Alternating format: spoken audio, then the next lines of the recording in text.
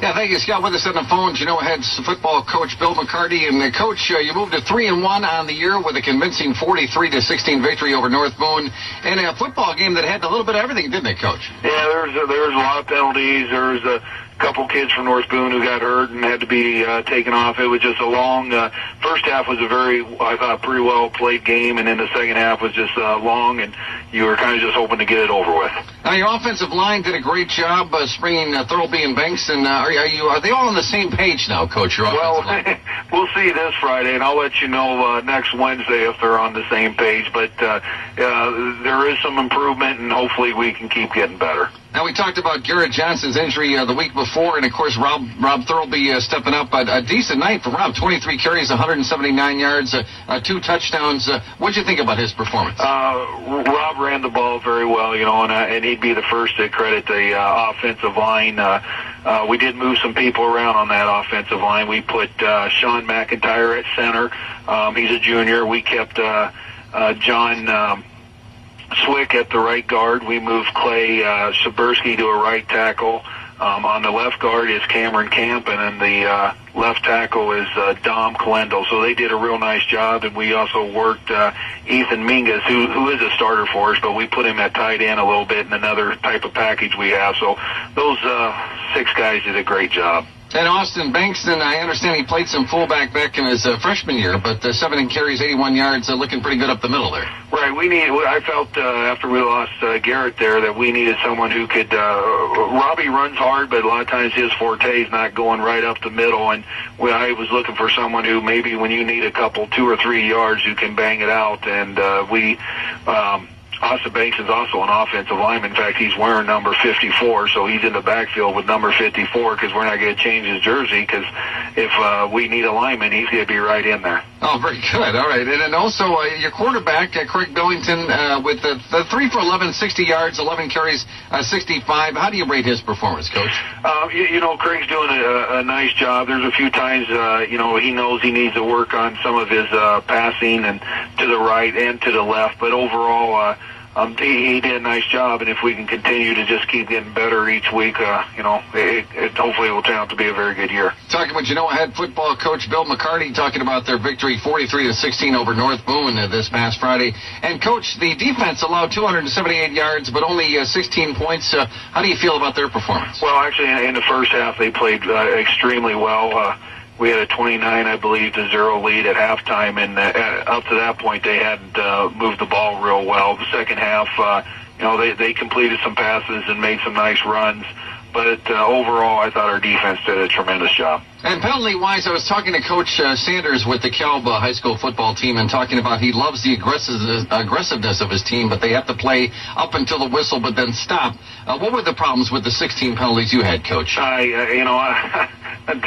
really don't know. Again, it's like we said in some of the other games. A lot of times it's a judgment call, and sometimes, so a lot of times it is our kids' fault, and we look at it, and sometimes they get a little overly aggressive. But I think overall, I haven't really harped on the penalties unless I feel like they're really uncalled for, and the kids know that we try to correct those. And you mentioned the injuries, Coach. A reminder that football is indeed a tough sport, some tough injuries in this game. And what do you take away from that? What do you tell your kids when you see, for instance, the other opposing quarterback being carried off on a stretcher? What are you able to say to your team, Coach? Well, first of all, you make sure, whatever it was a clean hit.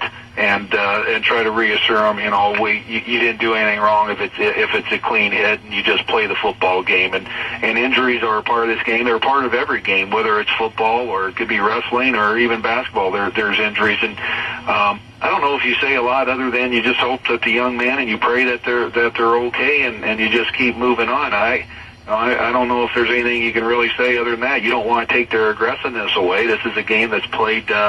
You got to be physical, you got to be aggressive, and if they play timid, it's just going to hurt you in the long run. All right, very good. And, Coach, something that just popped in my head. Do you see any equipment changes being made? Because I guess, through the years, there's been little tweaks here and there, but the equipment up to snuff in your mind? Oh, yeah, and it's very expensive. They're designing all these helmets. I think there's only really 2 helmets being, there's Rydell, and then there's shut helmet, and they're always coming out with new designs to help with concussions, and they're lighter weight, and the way they're designed, they're help to to deliver the blow more. And then the kids have all these rib pads and arm pads and that fit to them. They can be molded to their bodies, and it's amazing. And I remember having almost plastic face mask and suspension helmets, but yeah, there's a lot that goes on, and sometimes I think kids try to look too pretty, actually.